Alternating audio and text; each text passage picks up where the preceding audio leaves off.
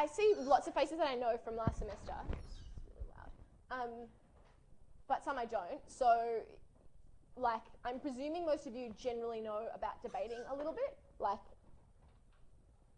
you speak in favour of a motion, you speak or against it, you make arguments. But the point of this session is to introduce you to a very different style of debating that we do in semester 2, called British Parliamentary Debating.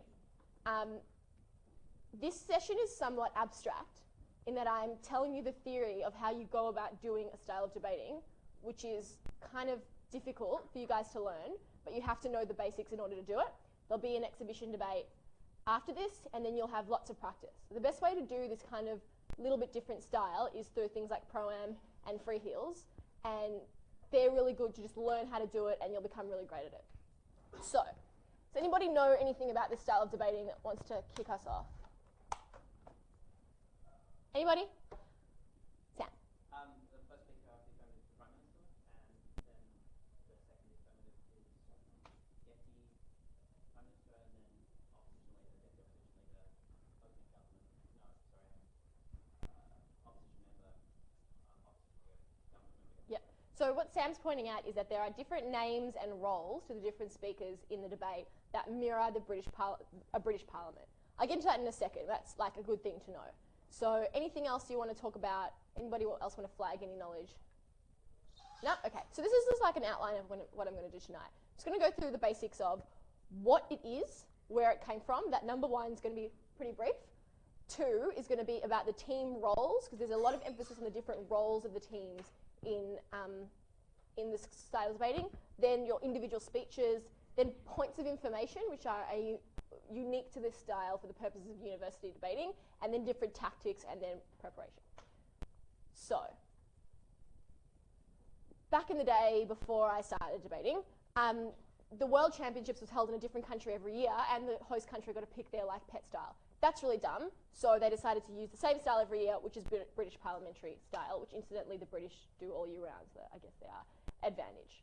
So these are the basic differences between 3-on-3 and BP.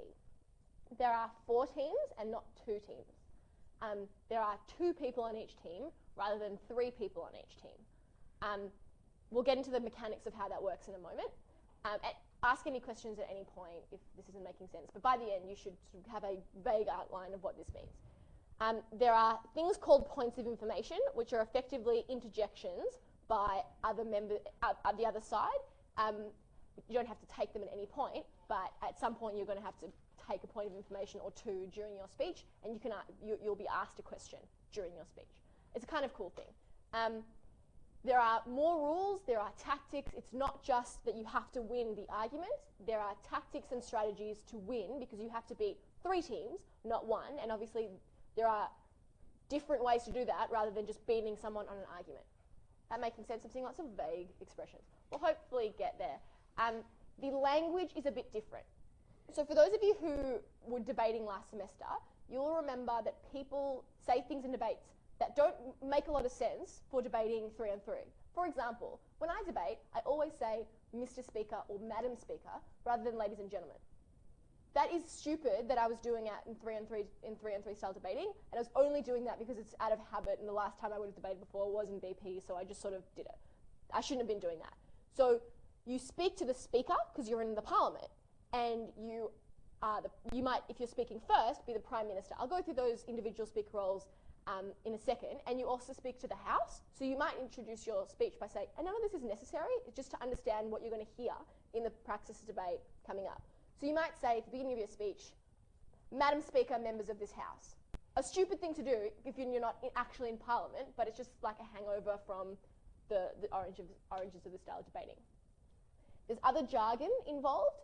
So given there are 4 teams in the debate, I'm just going to skip ahead to what I'm going to tell you in the future, because so this makes sense. So the 4 teams are called the opening government, which is sort of like the affirmative team, right? The opening opposition. So there are opening teams in the debate, and then the closing government and the closing opposition.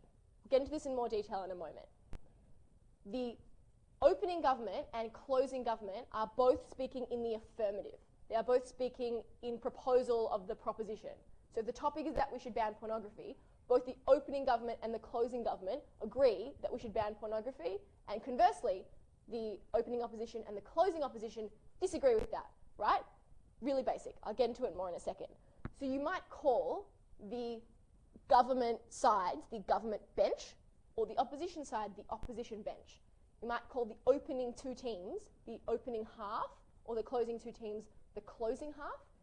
These bits of jargon aren't important, but you'll just hear them around and you'll want to know what they mean. They don't really have any impact on debating, but you'll kind of want to know what people mean when they say, you know, that bench wanted to argue this, because it's the two government sides.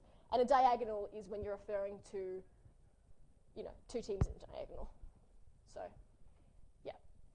Preparation time. Prep time is 15 minutes and not half an hour. When you finish second semester and go back to first semester next year, which you all obviously will do because you love debating, 30 minutes will seem like a really long time. 15 minutes is enough. Don't worry about it. It'll be a little bit difficult to adjust to, but it's totally enough time, so don't fret about it. The emphasis in this style of debating is all obviously on winning the arguments and being persuasive and all that standard stuff, but it's also about fulfilling your role. So each team has a specific role in the debate, which I'll explain in a sec.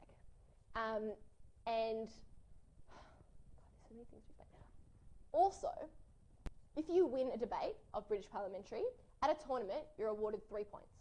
If you come second, you're awarded 2 points. If you come third, you're awarded 1 point. If you come fourth, you're awarded 0 points, otherwise known as the donut. So that's just at a tournament. They don't say breaking on 6 wins. They say breaking on 17 points. So because it's impossible to know how many wins you're on when in every debate you're given first, second, third, and fourth. But anyway. But this is where it's important to remember. For 99% of the things that are important in British parliamentary debating, you still have to do all the things you learnt in first semester. You still have to debate, you still have to be argumentative, you still have to be persuasive, you still have to give a definition and a model and a split, and you have to have good method and good manner and good matter. Those things don't go away, and the reason Australians tend to win Worlds a lot, or do really well at Worlds, is because we have all those things down in such detail at Australs that we're very good at converting them to the British parliamentary style and being really persuasive there. Any questions on this basic introductory stuff? And I'll get into it detail in a second. No? Good. So this is the origins of the format. Westminster Parliament, blah, blah, blah. Each team on the government side is consistent with each other. Well, really for intents and purposes, each closing team has to be consistent with what the opening team is saying. So if you're closing government, you can't completely change what your opening government has said. I'll explain what the role of the closing teams are in a moment. I'm saying that a lot. But if your opening team says, we think porn is bad and we want to ban it because it's harmful to women. The closing team can say lots of things that the opening team didn't say, but they cannot say the direct opposite of that. They can't say, we think porn is really good for women, because that would be completely inconsistent. So just like you can't, a third speaker, knife your first speaker, you can't knife your opening team. You can differentiate yourself from them, and you should in order to win. You can't say something that is inconsistent. Okay, so this is the mechanics of it. First team is called the opening government. Second team, opening opposition. Third team, closing government. Fourth team, closing opposition. For the ease of time, we usually say OG, OO, CG, CO. This is the order in which the speakers speak. So, and the teams in which they belong. So the first speaker is the Prime Minister, which is like the equivalent of the first affirmative. Then the opposition leader, which is the equivalent of the first negative. Then the Deputy Prime Minister, like the second affirmative. The Deputy Opposition Leader, the second negative. Then, so that's the first, that sort of first four is effectively like a 3-on-3 debate minus third speakers. Third speakers aren't that important. I say that while being one, they're probably not going to change the outcome of the debate in most times. So, first four are you can pretty much transpose your knowledge of a 3-on-3 into that. Then comes the closing half. The first speaker from the closing government is called the government member. The second one is opposition member, then government whip, then opposition whip. That's just what they're called in British Parliament. These names don't mean much, but if you're referring to someone in the exhibition debate, when you hear someone say, they might just say, Kieran said blah, or they might say, the government member argued the following. So just so you know who is what. It'll come, like, it sounds a bit absurd now. It is a bit absurd. But it'll make a little bit more sense when you've done it a few times. So, these are the roles of each of the teams. Again, stop me if you have any questions at any point. The opening teams, like I said before, opening government and opening opposition, effectively do what the affirmative negative teams do in a 3-on-3 debate. So, at Prime Minister, you will give a context, you will give a definition, you'll give a model where necessary, you will give a split, you will give arguments and rebuttal if you're, not the Prime Minister, and, establish a clash in the debate. Does that make sense to everyone? Yep? Great. You also might want to do, as an opening team, what is called matter grabbing. Anybody know what that means? Sam? It's where you try to cover every single piece of argument that you possibly can so that your closing team can't say that, to try and differentiate themselves from it. Yeah, so effectively what every team wants to do in that debate is be in any British parliamentary debate, is be the most relevant team. So you also want to be the most persuasive and smartest and greatest and best looking and whatever. But you also want to be the most relevant. So if you leave your closing team nothing to say, you will beat that team because all they have to do is repeat what you said, and obviously you're differentiating yourself and being more relevant than them if you grab everything. That shouldn't be done at the expense of analysing argument, so you shouldn't do what some Yale and American speakers generally do, which is have I have 15 arguments and then just rattle them off, and I've adjudicated them and debated against them, and it's impossible to follow. Don't do that. But you should think in prep about the arguments that you might be leaving to your opposition, to your closing team, and how to not do that and take as much content as possible, because that makes you win. It's like an extra thing that the opening teams would do in order to beat the closing teams that you obviously don't have to do in 3-on-3 debating. Any questions about that? Good. Closing teams, as I said before, have to be consistent with their opening teams. They can't do anything wholly inconsistent with their opening teams, otherwise they'll probably lose. But you have to add something new. You can't just repeat everything your opening team says, even if they matter grabs. You have to do something that is somewhat new or somewhat different that will make you win. Otherwise you're just repeating and obviously you're not going to win. And that's called an extension. So you'll hear the government members who present the extension, so the first speakers in the closing half, you'll see each of them say, the way we're going to extend this debate is as follows, or the extension we're going to bring you is as follows. You still rebut and you still argue on the basis of all the stuff that happened before, but you have to bring a new argument, which is usually like some sort of second speaker kind of argument that you would usually have in 3-on-3. It is just a slightly different, maybe a little bit wacky kind of argument, but it shouldn't be too different that it sits outside the debate. I'm going to go into extensions later in more detail because they are the hardest aspect of British parliamentary debating, and they just take practice. You also, at every point in the debate, and obviously in the closing half, you need to rebut and clash with your opposition teams, and given there are 2 opposition teams by the time you get up at the closing half, you have to rebut both of them, to the extent that you think is necessary. Because if they overlap, you don't have to say that they overlap. You can just rebut the one argument. Make sense? Okay, extensions. All closing teams must have them or you will lose. It's like a basic criteria. You have to have them. It has to be unique, it has to be new, but it still has to support the opening team's case. It still has to be relevant. It can't be like some wacky thing about Star Wars. It has to be something relevant, otherwise it's irrelevant. There are different ways and different strategies you can use in order to have an extension. There's not one sort of rule. One way is coming up with a new argument. If they didn't talk about an argument that you think is a pretty good one or an okay one, that is one way of having an extension. But there are other ways of having an extension that are just as good and sometimes better, depending on the debate. So, they are having deeper analysis on the same argument. So if your opening team possibly has just matter grabbed and effectively just labelled arguments, that doesn't mean those arguments aren't up for grab. So if they've just said, yeah, porn hurts women, moving on, it is totally legitimate to just say, well, we're just going to analyse that argument now. And even if it's had a little bit of analysis, it's totally legitimate to take that one, especially if it's a really good one, and you've had, an extra half an hour to think about it. That's a really good option. Another thing to do is to repackage arguments in a different way, or to just put a different sort of bow around them. The only way I can explain that is through examples. So let's just go through some examples. These are some topics that were at the last Worlds I debated at, so the one before Botswana, Turkey Worlds. So, this House would abolish taxes on alcohol and cigarettes that go beyond normal sales taxes. That's basically just a normal syntax debate. Does everyone understand that general debate? Okay, cool. In this debate, Melbourne A were opening government. Me and the girl I was speaking with were opening opposition. Cambridge were closing government, and Yale, fuck them, was closing opposition. Oh, I'm on tape. Excellent. So opening government ran in a effectively just like straightforward, like why they don't work. Effectively was running a fairly practical sort of case. We just rebutted them, and we basically just beat them. Like, it was pretty clear.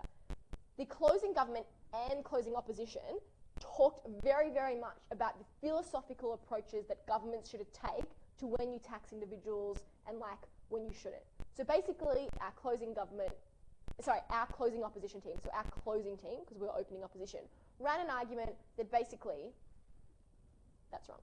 The closing government ran the argument that basically individuals should be able to live fast and die young, governments should butt out, all that sort of stuff. And our closing opposition, ran the effective opposite of that. What's the role of government in this sort of sense?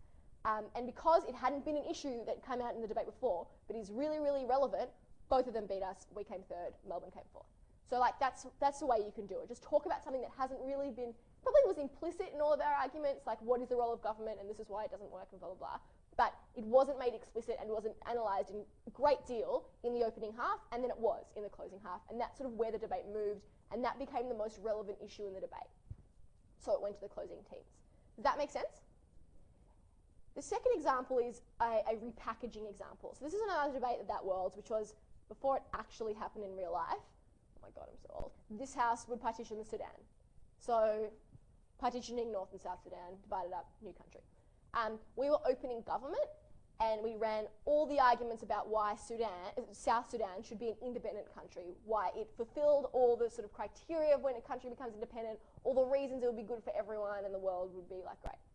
Our closing team didn't really have many arguments left because we sort of ran all of them. So what they did was repackage our arguments.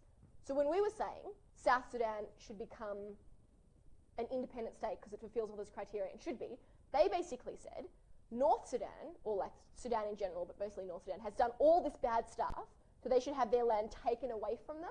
So effectively it was not when a country becomes a new country, but it was rather when you lose part of your land, when you've done something bad in the international arena. Does that make sense? It's effectively the same thing. Like, think about it. It's when a country becomes its own country / when you lose part of your land so a country can become a new country. It's not really anything you would think about in 3-on-3 debating, like the specific packaging of it, but they didn't have much, and then it was a Vic Wellington team, and they very beautifully, with very good language and examples, repackaged our arguments, and we came second and they came first.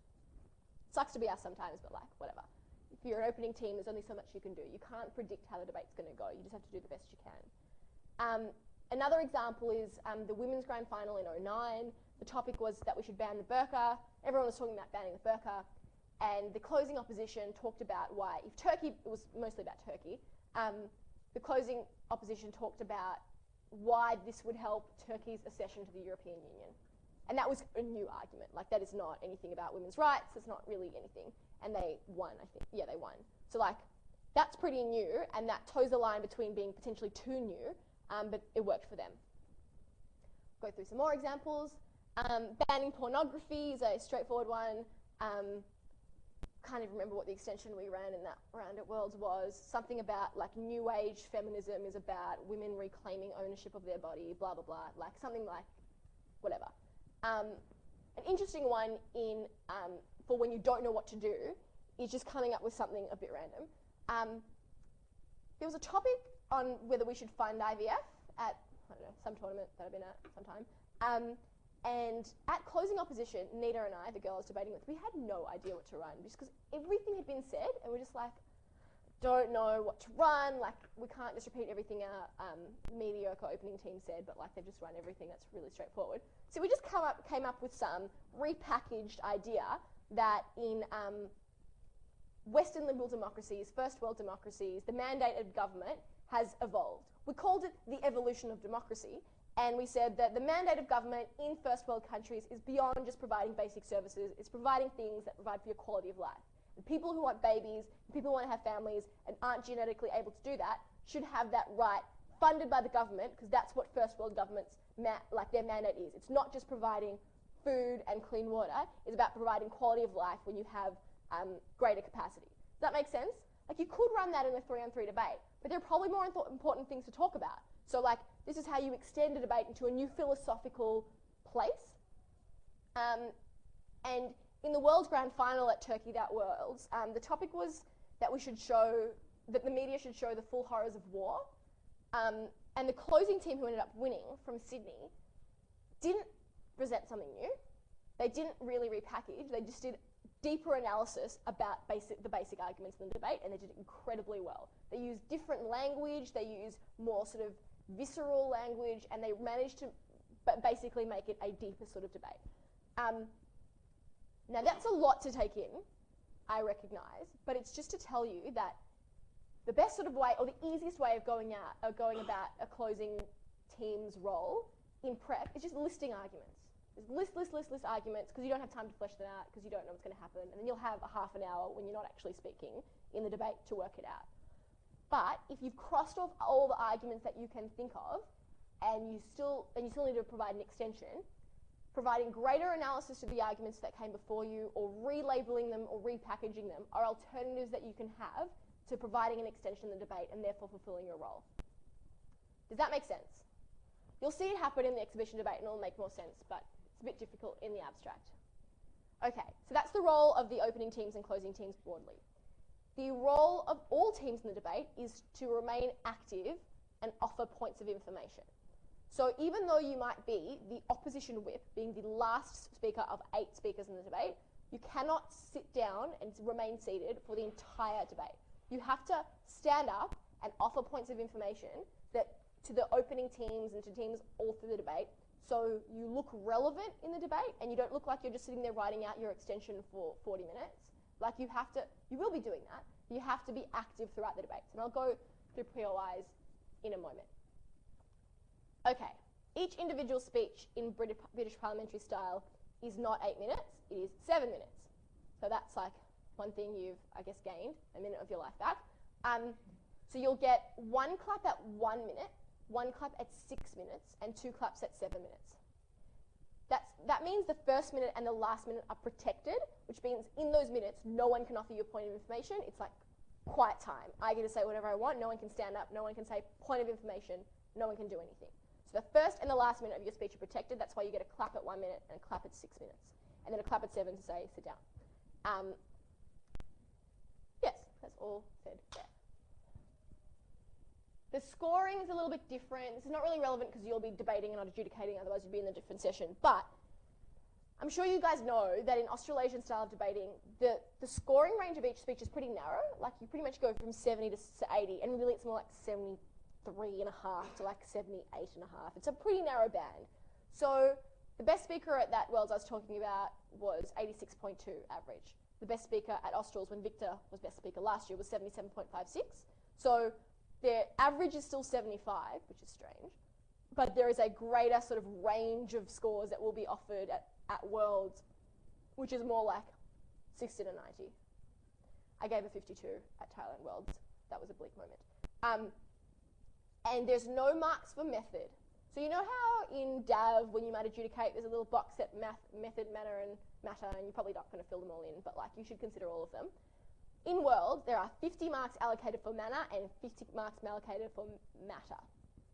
That does not mean you don't have to have method, but that just means there are probably less stringent rules about method. So, for example, at a deputy prime minister, you might integrate your rebuttal and your substantive. Lots of Irish teams do their substantive first and their rebuttal second. Australian teams and a lot of teams just do it the exact same way we do at Australs, and I would encourage you to do that. Do your rebuttal first, then do your substantive. If you're a closing team, do your rebuttal first, then do your extension. And if you're a whip speaker, you effectively do a third speech, like, because you're the last speaker on your side. Method doesn't fly out the window. It's just like lots of countries do it different. Just do it the same way you always have. Any questions about that? Very good. I'm going to go through the speaker roles individually, and then, sorry, I just probably should know what's coming up. This is very professional. Yeah, speaker roles, and then we'll do points of information, and then some tactics. How do I get that? Okay. Oh, really? Just have this brief intermission.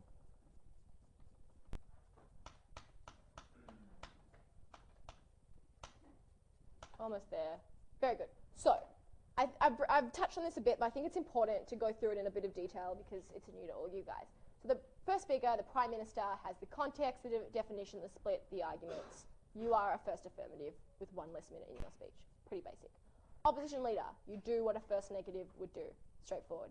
Deputy Prime Minister, same as a second affirmative or a second negative for the Deputy Opposition Leader, with the knowledge that you still have a closing half coming and you want to make sure you're sort of really present in the debate and that you're remembered. So you have to do as much as you can where possible. Make sense? Government member, the first closing half speaker, will rebut and will provide an extension and arguments. So that doesn't necessarily have to be in any particular order, but I would recommend that in your introduction as government member, you would say, the way we're going to extend this debate from the closing government tonight is through the following extension, label it, and then do your rebuttal of the team that you're rebutting, then do your extension in detail. And the arguments, you would just present that like an argument or like two arguments, however much it breaks down. So part 1 to it, part 2, part 3, if there are multiple parts, which is kind of a luxury. Same goes for the opposition member, except you're both rebutting the opening team and rebutting the extension presented by the government member. Yeah? Government whip, you rebut the speaker that came before you / the whole debate, and the opposition whip, same thing. The only caveats I would have on that is, one, if you're the government whip, you are the only speaker in the entire debate that can rebut the extension of the closing opposition. Only speaker. So you've got to do it quick, you've got to do it early, I would recommend, and you've got to do it thoroughly, because particularly if they have a really good extension, you are literally the only person that has the opportunity to rebut it. Make sense? For both whip speakers, you are effectively providing a third speech, 3 themes, that sort of stuff, and you're rebutting and sort of summarising the whole debate, but you should do it all through looking at the sort of through the prism of your extension. So maybe at the end of each theme, you have in red why this relates to your extension. It's just so it makes it seem as though you are the most relevant team, you're the most important team, you guys are winning, blah, blah. So in that syntax debate where Yale or Cambridge, one of them, was talking about why the government should butt out of people's lives, and if they want to smoke, they should be able to smoke, and people should be able to live fast and die young, all that crap, they would still be talking about the things we spoke about at the opening half. Their 3 questions might have been the same as what we would have had if we had third speakers, but they would constantly be referring back to their extension, constantly referring back to that philosophical basis that they presented us with as their extension, because then it seems so much more relevant. I wouldn't have your extension as a standalone theme, which is a lot of people do. We're like, argument 1, argument 2, argument 3 being our extension. Probably not the best idea. And never forgetting to rebut the other team's extension. Okay. Points of information. These are something that people new to the style find quite scary, but they're probably the most entertaining parts of debating. They're better for the audience. They're better for like everyone because you're not bored after your first equivalent speech. You can like actually participate. Questions can only be offered inside the 1 minute to 6 minutes, as I mentioned before. They can be offered to the speaker from the opposite bench. So during, for example, the Prime Minister's speech, nobody from their own team or their closing team can stand up. Only the 4 speakers from their opposition team. Make sense? So you cannot ask a question to your team member or someone from your bench. Cool? And conversely, if you're on the other side, yeah? The way people offer points of information varies, but you are generally sitting down and you stand up, put your hand on top of your head and your hand out like this. Don't have to do that because it's really stupid. The reason it happened was in British Parliament, people were holding their wigs and presenting a book. It was like their grey wig was falling off. And they're like, sir, whatever. That's how I assume that would happen. You can say whatever you like. You can stand up quietly and go, or you can just stand up and just stand up. People do some weird things like this, which is, for my people, is not a good thing. People can, like, you can do whatever you want, basically. You can stand up and say point of information. You can say, sir, madam. Some people do something slightly dodgy and sort of say their point as they're standing up. They're like, on the point of women in porn. Like, that's sort of a bit dodgy, but people do it. Or if someone's talking about something specifically, like they're talking about women in porn at that very moment, you might say, on this very point, like to like show that you really have something to say about it. Generally, the cleanest way of doing it is just stand up and say point of information. You don't have to do this. You can just stand up. It's really straightforward. The speaker who is speaking at the time a point of information is offered can accept or reject a point of information. So, I'm giving a speech. Sam stand up and offer me a point of information. I can either go, no thank you. I can either just go like this with my hand and just like intimate to him to sit down. This is assuming I'm rejecting it, because I might not want to break my train of thought. I can say no, I can say fuck off, I can say whatever I want. Just suggest to him that I don't want to talk to him. I don't think it's good for every single point of information that might be being asked every 20 seconds of your speech to say no thank you every time, because you could be like, well, ladies and gentlemen, we think the role of government, no thank you, is to do the following, no thank you. Like, it's kind of distracting.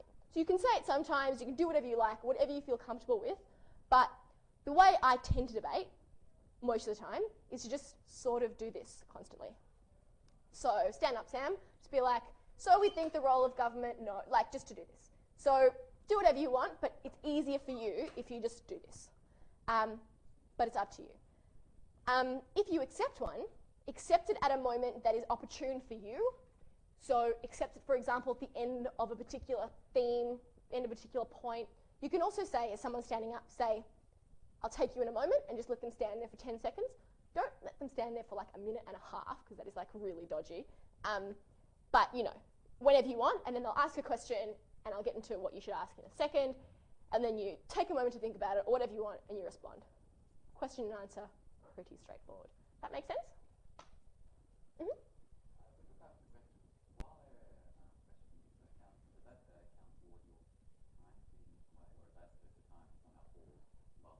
No, it's not paused, but do not ask, I'll get into this in a second, potentially right now, no. You should not spend more than 15 seconds asking the question, and you should not spend a hell of a lot of time answering it, particularly if you've got it somewhere else. You should just be like, in brief, blah. If someone is spending too long asking a question, the chair or the adjudicator will say, time, or no, or sit down, or shut up, or something. Or you might, if you get the gist of someone's question and it's really long, just go like this, okay, I get your point, and just then answer it. Because you don't want to, like, eat your time. And when addressing the attention, obviously, I'm assuming you don't address them through a council or anything, but you say, you know, the learned colleague or other stuff. No, just say the question. Yeah. Or if you're picking someone, say there's 4 people standing up at the same time, you can say Sam, or you can say closing half, or you can say Prime Minister, so people know who you, because if there's more than one person standing up, it's like sometimes difficult for them to know who you want. Sorry, yeah. Yes. You should take 2 points in every speech. There has been a convention of moving towards taking 1. I think you should take 1 from the opening team and 1 from the closing team, because if you avoid, particularly across your team, so if my team is me and you, Sarah, if we don't take between the 2 of us, the closing team, we look scared. And I think each speaker should take 1 individual from the opening team and 1 from the closing team. Just because you, like, if you're constantly avoiding a team, like, you look like you're worried / don't know what to say. So that's how you offer them and stand up. You should offer maybe 10 per speech. They're not hard and fast rule. Just basically not asking different questions each time. You're waiting to be taken. They're not going to take you. They're not going to take that individual person more than once, because if you do, that would look silly. So don't spend more than 15 seconds. Be ready. You need to write them in advance. Don't just stand up and be like, oh, shit. Like, you need to have them prepared. So write it down, collaborate with your teammate, and like work out a question. And it should be a really good one, if possible, to like trip them up. Here are some things not to do. Both of these were done by Mitt. Very good debater, Australasian speaker, blah, blah. Rich people are better with money than poor people, don't you think? And in another one, Mitt was trying to say that violence would increase. And he said, don't you think your model might have violence-making consequences? Steve Hind, who's a world and Australs champion, once got up at like ANU Mini last year, offered a point in the debate, and they said, yes, Steve. And he just went, and started laughing for 15 seconds. Don't do that unless you're Steve, in which he still won, whatever. But like, have it prepared, or you might look absolutely ridiculous if you're actually taken and weren't expecting it, and you're like, don't you think that this is a bad idea? So like, think about what is a very pointed, short, sharp question. Don't make it too long. You can accept or reject. Okay, fine. And yeah, answering it, just be quick. Don't waste too much time. Like, it's someone else is wanting you to talk about it, so do it as briefly as possible. Here is an example of an incredibly good and direct question. This was a debate about, it was like a world's quarter or something a few years ago. Do you know, Tom? The topic was something along the lines of, don't read it yet, oh God. The topic was along the lines of that we should have an Asian parliament. And he opened his CIA/SBS World Guide, or whatever it was in the Dark Ages, and looked at, and their opposition team had said it should be based, the amount of seats you have should be proportionate to your population. So he looked up the size of Indonesia and the size of Singapore and said, the number of representatives of your Asian parliament is going to be determined by population. Is it true that Indonesia is going to have 46 times the number of members of Singapore? And the opposition said, yes. And they lost. Obviously. What a ridiculous model. But like, that's pretty cool. They don't have to be so fact-based, because apart from Tom and maybe Madeline, who would make up a fact, people don't have that sort of knowledge at their disposal. You liked that one, didn't you? So you might just say something like, you know, if you want to be like sort of benign and offer something really easy, you might just be like, don't you think this will lead to X consequence, or whatever. Like, you can just work something out. If there's a glaring contradiction in someone's case, that is a really good thing to state in a point of information. It doesn't actually have to be a question, but you might say, blah, blah, blah, don't you think? Whatever, it can just be a statement. So in 3 on 3, do you ever get that feeling when someone's really contradictory or saying something so stupid in their speech, you just want to point it out right there? Like, you just want to be like, you're really, really dumb. Like, people should know this now. So rather than waiting until your opportunity to talk, or if you're an opening team and it's a closing team, you might have no opportunity to say anything in your speech because your speech has already happened. You might use a point of information to say, well, your first speaker argued that you thought porn was good for women. Now you're saying you think it's bad for women. Who was right and what the hell's wrong with you, kind of thing. Like, you know what I mean? It's a good opportunity to say what is going on. So they can be sort of attacking / rebutting types. You can also ask a clarification. So if during the Prime Minister's speech you don't actually understand something about their model, you could just stand up and just makes it easier for you, if you don't want to rebut the wrong thing at opposition leader, say, point of information, they take you and you say, did you say this would be based on population, or did you say something else? Or just clarifying something will just make it easier for everyone in the debate. Like, and that's something we don't have in 3 on 3. If you're confused, you just have to stay confused. So that's a good thing about POIs. Closing teams. There is a strategy called flagging that a closing team might use. This is flagging your extension by way of a point of information before your opportunity to speak. So if your extension is about the European Union, you might say, don't you think this would have like the following implications for the European Union? And that obviously hasn't been talked about in the debate, so it is obviously going to be an extension, and everyone is like quite aware of that. And then it gives your extension more airtime than it otherwise would have had. The only caveat on that is, do it after your opening team has the opportunity to steal it. So if you do it during the Prime Minister's speech, the opposition leader might be like, aha, that's their extension. Write that down, my argument now. So you would flag your extension if you're the closing government only in the deputy opposition leader's speech, because your opening government has no opportunity to steal that point. And if you are the closing opposition, you would only ever do it in the government member speech because your opening never has the opportunity to respond. You don't have to do it, but it's just a way of bringing your material into the debate earlier on and sort of getting a flavour for what your opposition might argue on that point. So that's just early in the debate. Be careful what you ask. Ask something relatively benign if you're the closing team, or something that is attacking but not new. If you're like, because even if you think something's relatively obvious, your opening team might have stuffed up and not thought about it. So just ask something that is like a little bit easier. And equally, when you're an opening team and your speeches have finished, you might use a point of information to bring back your material and remind the adjudicator and remind the whole debate how relevant your material was. So if everyone's forgotten about your awesome point about the role of government, to take a stock standard example, maybe say, don't you think that like the philosophical role of government is this? And like obviously they thought that, like they knew that was in the debate, but people might have forgotten it, they might have moved on, and you want to remind everyone that you're the best team and the most relevant team. So those are the tactics we talked about earlier, flagging your extension and matter grabbing. Shutting out and staying in are two like opposites of each other. So shutting out is effectively ignoring a team or a half in the debate. I would not recommend it because, for example, if you shut out a team by not taking a POI from them, you look scared. Another way you can shut them out is basically not taking a POI from a team, which makes them like unable to bring their material back into the debate. And staying in is the opposite of that, like bringing your material back. What you should really do, rather than shutting someone out of a debate, is trying to move the debate on from the opening teams if you're a closing team.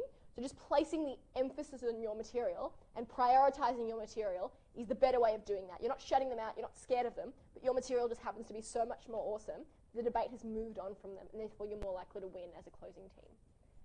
So this is what I mentioned a bit earlier for prep for closing teams, because prep for opening teams is pretty much Austral style. Like you make a list of arguments, you split them up between the two speakers, and you write them down.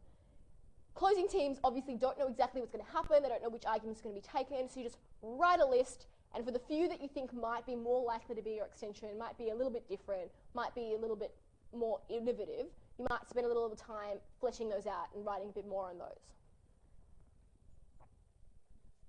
Reals, I'm finished.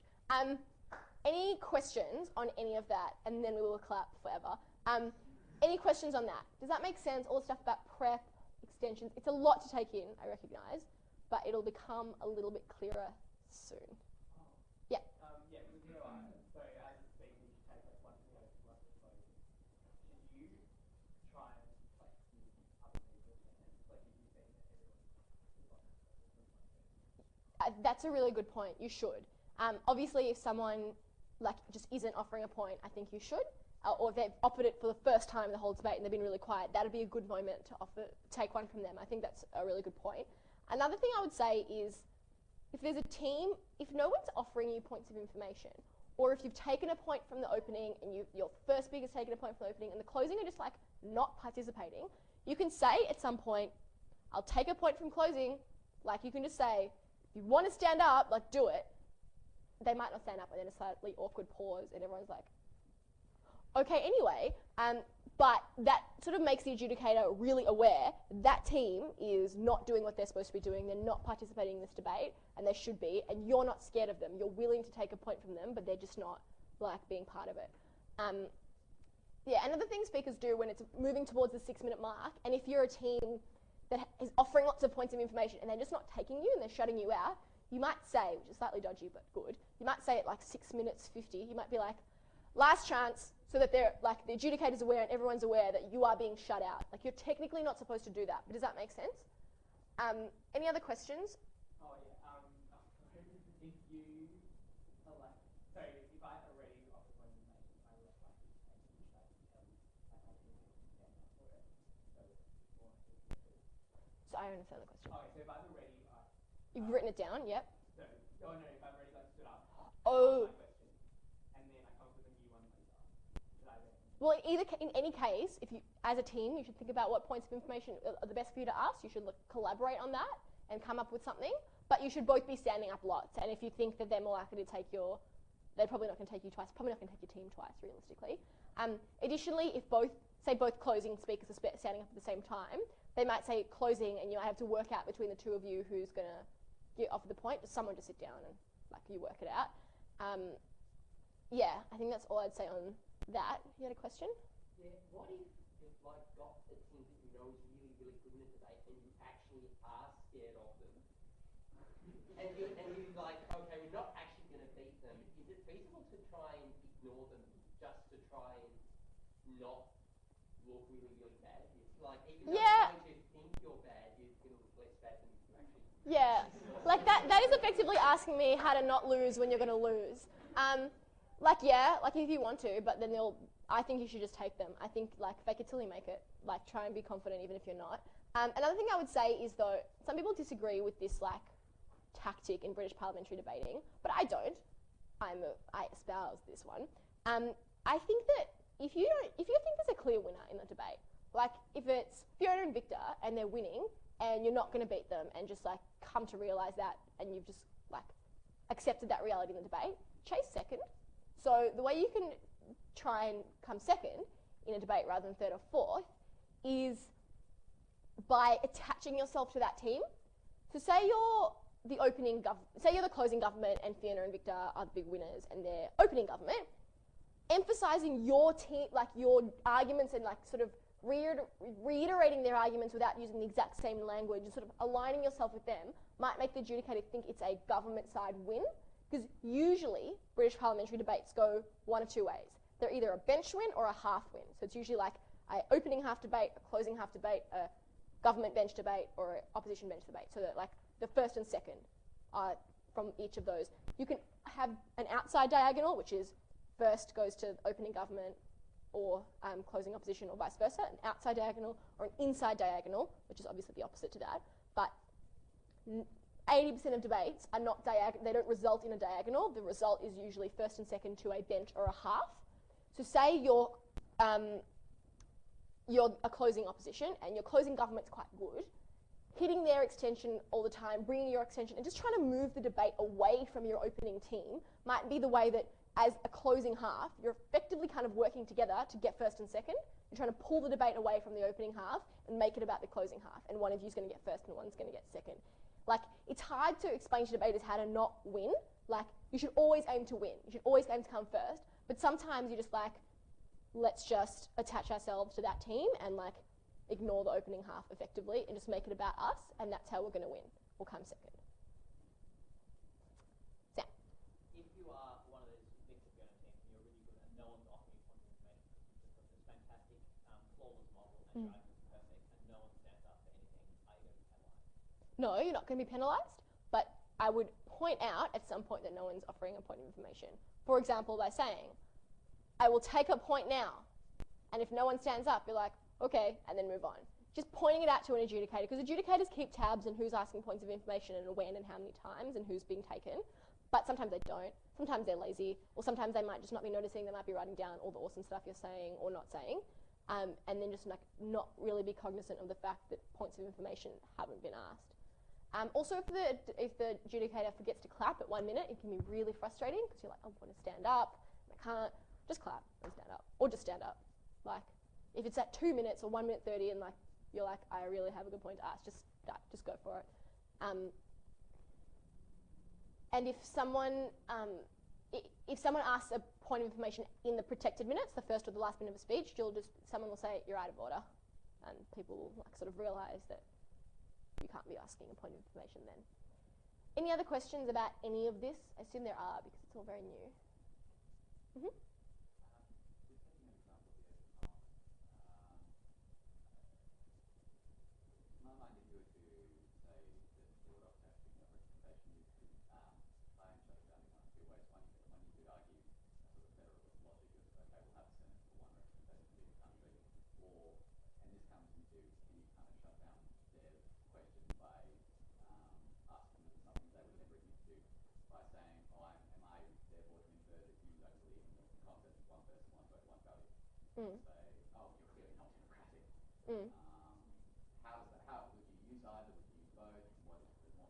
I don't know that I would have sorry, the first question is how would you answer that point of information?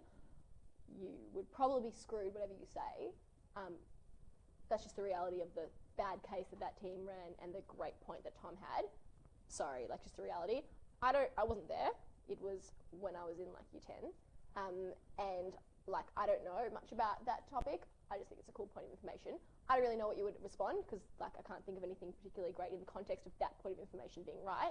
Maybe you'd backtrack. Maybe you'd say no. Maybe just say yeah. Maybe you'd be like, yeah, we think Indonesia's more important given their population size. We're happy to stand by that. With respect to if you should ask, does this mean you don't believe in democracy? Okay, fine. But then they could just be like, yeah, we do believe in democracy. We just think that democracy is best served in this instance. So like sometimes those like sweeping statements can be easily knocked down. So it just depends on like the moment and what you think is the most effective and punchiest. What happens if you answer a question and then forget what you're talking about? Well, that's what notes are for. Well, you don't take it at an inopportune moment. You take it at a moment that is convenient for you. Just because someone's standing up, that does not mean, and if they're badgering you and if they're annoying you, just say, shut up.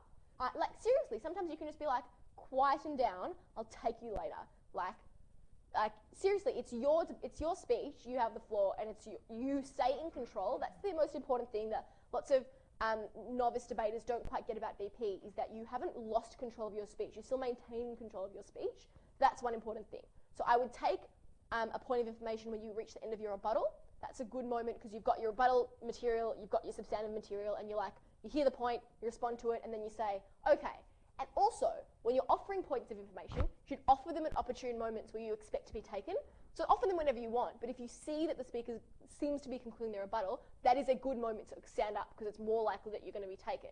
Equally, offering taking or offering something at the end of a theme, or at like moments that there is a dip in a speech or a pause in a speech is a good time. And like, don't take one in the middle of like a point. That's when you would get most lost. So if you're like 20 seconds into a point and you know there's a bit more, but there's someone standing up and they're kind of annoying you, just like, what? Okay, fine. Then you sort of don't know where you are in that point. So just don't do that because then you will get distracted. But there was something else I was going to say.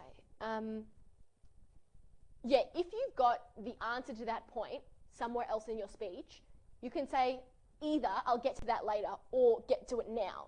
I would do the latter because you might forget to get to it later, or the adjudicator might forget about it and then you look like you haven't answered the point of information. It's really important to answer it. So if they say, what do you think the effect on the African Union will be on this? And you've actually got like a whole point about the African Union as your next thing, you can either flip it and make it now rather than later, or you can say, basically, blah, like in 10 seconds, and I'll get to that in more detail in a moment. Just so you don't lose, you still have control of your speech, which is really important. Any other questions? Yeah. So you do choose to get information